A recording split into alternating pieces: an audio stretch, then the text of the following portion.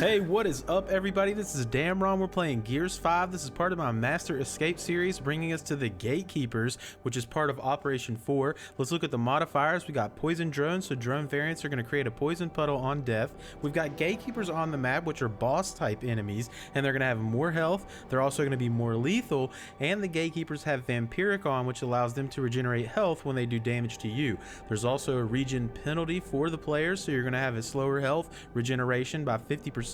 Some usual suspects, more health and more lethal, but noticeably Iron Man is not on, so if you die you will be potted, so you don't necessarily have to restart the map. If you make it to the checkpoint or the first safe room on this map, then that's going to be a checkpoint for you. So let's go ahead and dive into the map. We're going to show you a pretty reliable way. The hardest part about this map is the end with the Swarmak, but we're going to show you a beautiful setup to bang that out really easily. But this setup makes the initial part of this map a little bit more challenging and a little bit more reliable, that you bring a solid Kate into this map. So we've got Kate, we've got Keegan, and we've got JD. Alright, Keegan in here is simply on a support role. He's got, the cards that are going to allow him to mark more targets. He's got everything on his regen, supply, all that. He's a support role. JD is all going to be about explosive firepower. What does that mean in the beginning? That the beginning of this level, Kate is really your main source of DPS and damage output. So whoever's playing Kate really needs to be on point and ready to roll with this setup. But this setup is going to make the ending, Swarmak, infinitely easier. So when we go into this first section, you're going to have a couple pouncers to deal with. You're also going to have a Scion. He can be an ice Scion. Sometimes he's a drop shot Scion. Here he's a Mulcher. And you're also going to have some juvies and drone type enemies that are going to kind of come in after you kind of initially take out the first set of enemies. So you saw that there was an overkill right in the beginning, so that's going to be crucial. Kate's going to get that.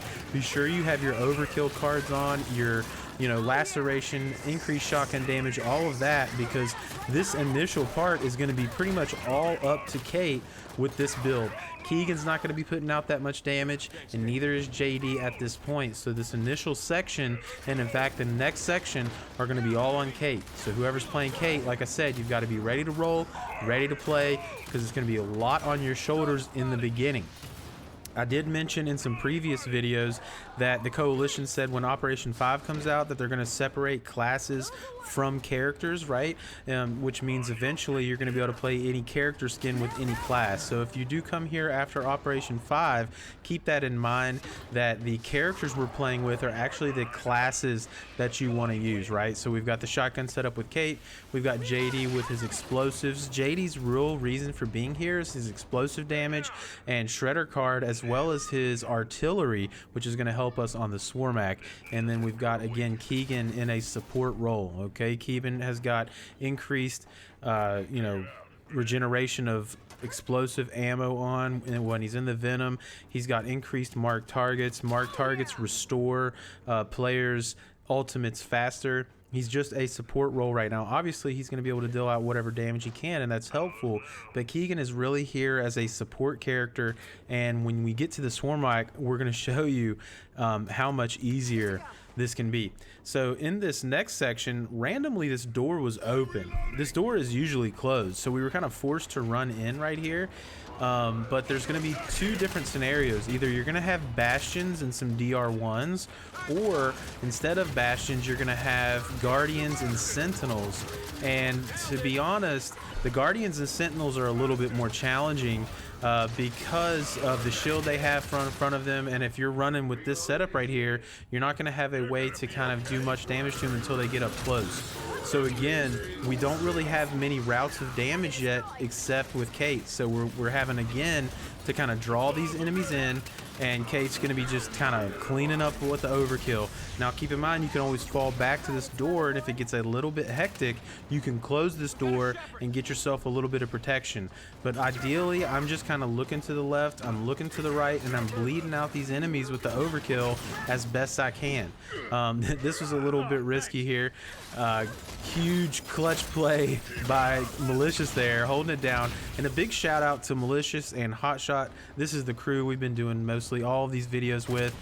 These are some homeboys, man. We've gotten played a lot of Gears together, and just shout out to them for always being ready to game and throw down on these escape levels and figure out the best strategies. So big shout out to them right there for always holding it down and just being some solid Gears players and fucking kicking ass.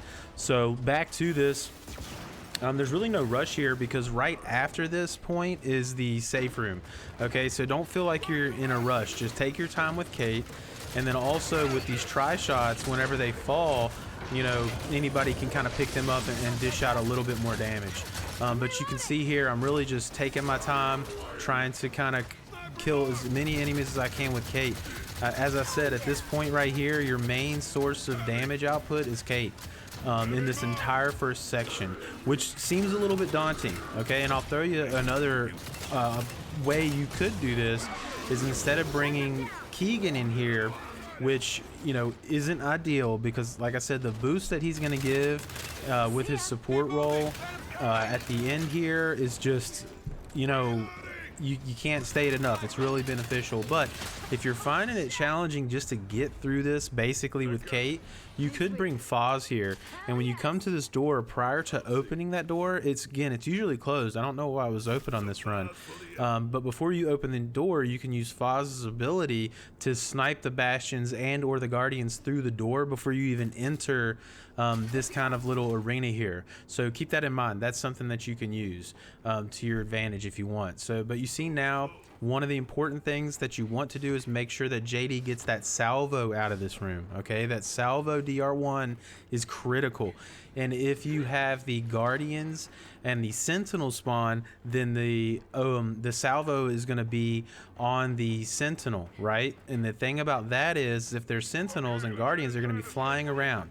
And if you kill the Sentinel over the center portion of that map, that salvo is actually going to drop down in the middle and you won't be able to get it.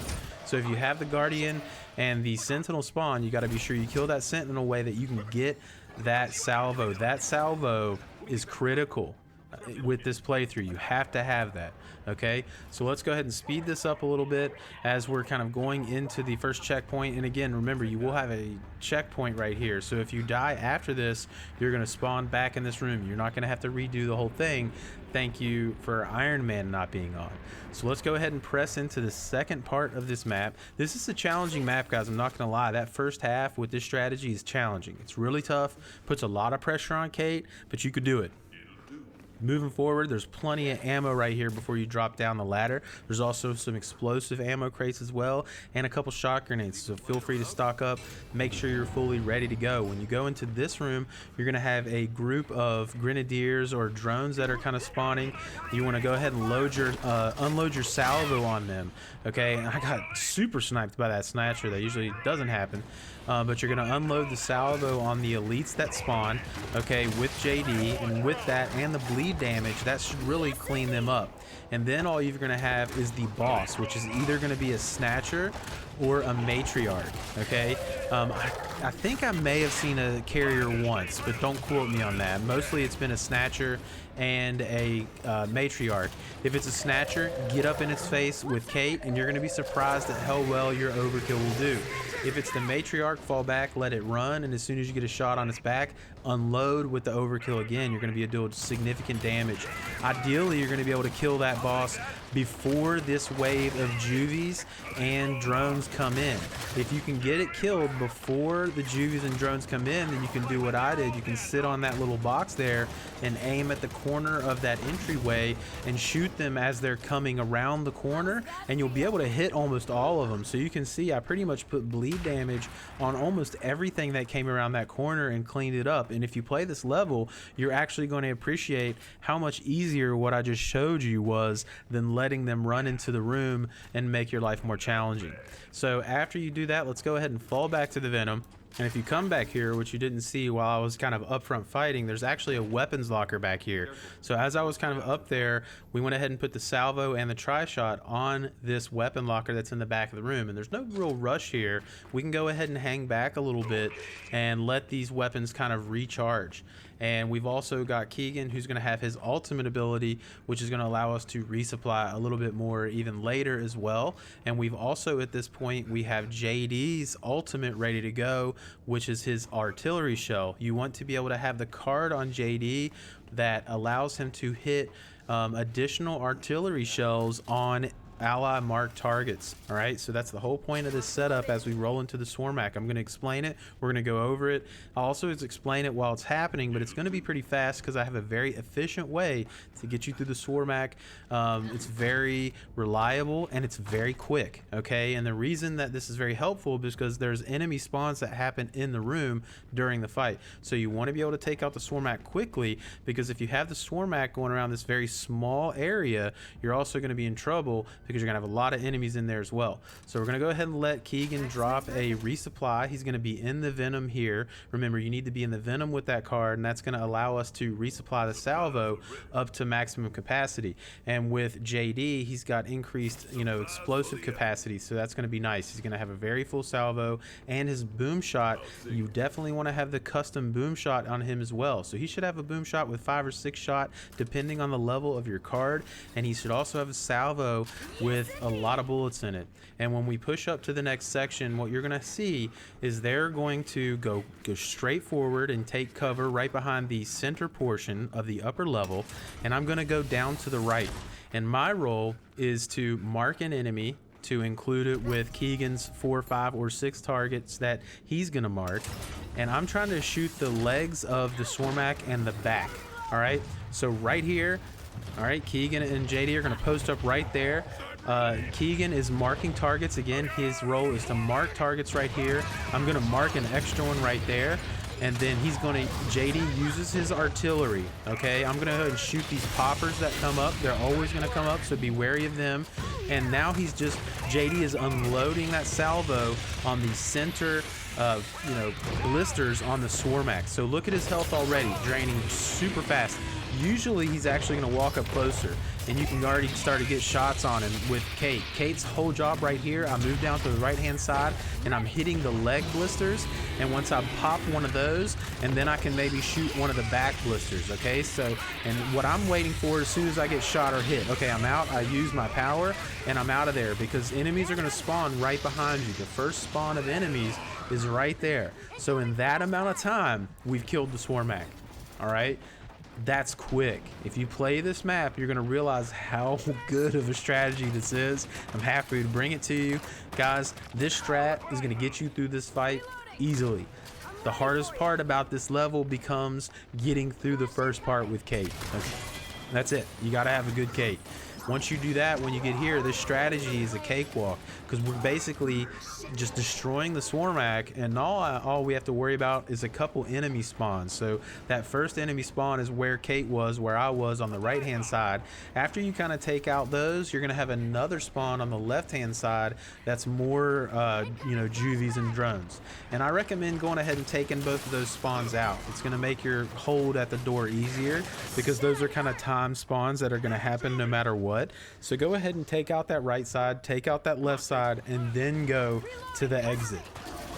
But just to reiterate, on that Swarmak, Keegan goes up, marks as many enemies as he can, including the Swarmak. JD drops his artillery, then he picks up the salvo, unleashes on the front, and Kate, you're unleashing on the left and back blisters. If you do that, as well as dropping anything else you got, right, JD, as soon as you finish off that salvo, fire off your boom shots, all your explosive damage, you should kill that Swarmak every single time in under 20 seconds.